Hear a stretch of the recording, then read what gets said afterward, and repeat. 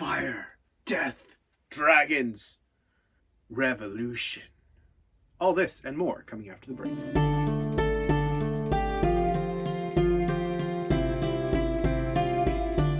Hello, I'm Pete. This is the Ponderings of Pete. I am a booktuber that talks about fantasy and sci-fi mainly, with a little bit of nonfiction thrown in there every once in a while. Please like, subscribe, etc.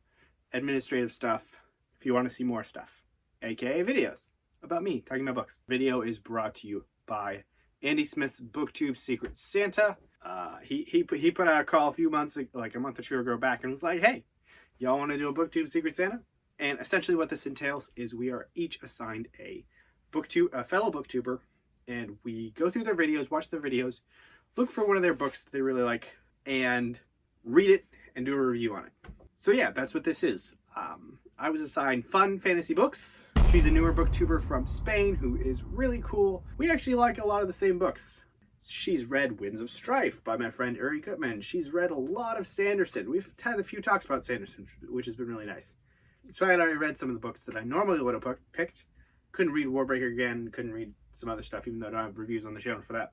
So I was going through one of her top 10 videos, and I found Fireborne.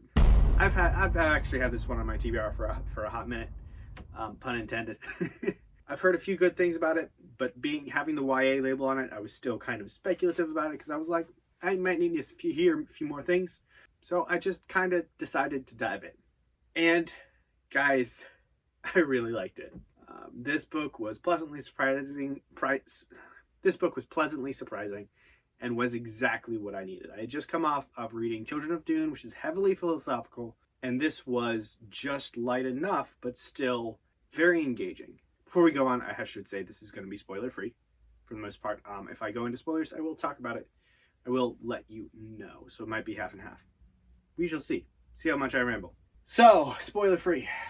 The two main characters were very engaging, and I enjoyed exploring their stories in this country that is in a post-revolution state. They just overthrew the lords, the dragon lords. They're not necessarily monarchy, but aristocracy. That's the word I was looking for. So they overthrew the aristocracy, drove them off, and actually murdered a lot of them. And now they're here. This is some years later. This is like 7, 9, I believe it was 9 years after the revolution is when our book starts. And this is a trend. I don't know. I've read a few books like this, and I really like this setting. This does this. Powder Mage does this. And then, of course, another one that does this to a certain extent is the Dune trilogy. But the revolution is more just political upheaval. But I do enjoy reading about books that take place after significant political upheaval, usually a revolution. Why? Because I feel like that's something that a lot of people just don't consider, especially when you're in the midst of a revolution.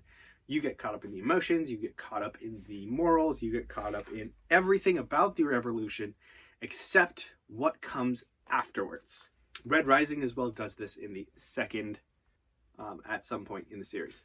So, not going to spoil that for you. What other things that I like about this? I was surprisingly not emotional is the wrong term.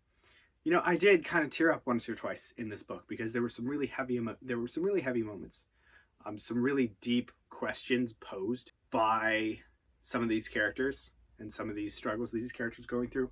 I don't think the author went super deep into these, which was fine. I don't expect every book to go super deep philosophically, and sometimes it's better to have be more of a, not necessarily skin deep, but only go so far down, because otherwise it might distract from your plot and kind of drag along. I think some people would argue that some of the books of Dune are like this, where they get too philosophical. Children of Dune would have what would probably be described as navel gazing. So, and that's not what this book has in it. The other thing was this book was surprisingly transparent about the revolutionary government afterwards. So sometimes when you write a book that goes through the revolution and then picks up after the revolution, there's a tendency to sugarcoat the government and the transition after the revolution. For instance, just as like, we've been through this revolution, we've established the bad guys or the aristocracy, and then we have to say how well the people are doing afterwards in order to drive our point home. This did not do that, mostly because you didn't have the narrative narrative movement in the direction of, oh my gosh, the people are so great and can do so many great things, or the revolution can do so many great things. This hopeful narrative point, because in reality, you know, the new government's not going to be perfect, and this illustrates that. She actually based the civilization after Plato's Republic, which was really cool. I was reading I think it was the afterword or whatever afterwards. So you definitely are shown the flaws in a certain type of society, especially a post-revolutionary society. You know, you could ask the question, did the people just trade one set of shackles for a different set of shackles that just looks prettier? So the commentary on governance was really good in this book. It didn't go in the direction I thought it would, because we do have other external threats that I thought were going to be addressed in this book, but they actually didn't really address those threats. They sort of started going into it. I think that's probably the scope of this series, not necessarily this book. Other things I liked about this. The dragons were great. The dragons weren't, you know, as personable as, say, like Aragon. They were actually minimally in it. This was very focused on the people, versus the dragons, or the people's relationship with the dragons. I do hope in the next few books we get more emphasis on the relationship between dragon and person, because I feel like the seeds are kind of there. But like, don't go in expecting like, you know, Aragon or what's another one with? They're definitely on the books that have really intense dragon and rider bonds. This is not. Dragons aren't necessarily people analogs in this book, but they're there. This isn't like Rage of Dragons where the dragons are on the cover, but they're not even there till the end. Let's get into some spoiler thoughts. I think the governance commentary in this book was, especially through the eyes of the characters that we had, was definitely mostly still focused on the past and the present more than anything. Sometimes with when people are trying to get involved with governance, there tends to be, whether you have the idealism of hope or you have the pessimism of this is going to fail. Our two main characters are vastly inexperienced with leadership, and they're learning. So they don't necessarily have this future vision, future sight that a lot of leaders are shown to have in books like this sometimes. But they do seem to be gaining it, which is good.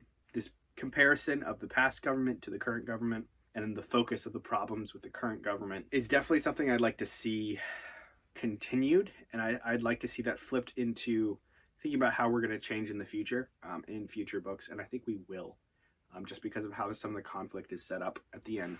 Definitely definitely a book that focuses on our two main characters, their backstories, how they got here. And I think the Fate of the Nation, this is definitely like Fate of the Nation type of series that our two antagonists would intertwine with, which is going to be very interesting to see. I'm hoping to read Flamefall soon. I think that's most of my thoughts. That's kind of covers it. Let me know what you thought. I had a really fun time reading this book. Definitely going to continue. So thanks so much. Remember that you're awesome, and make sure to get some rest, because that's super, super important.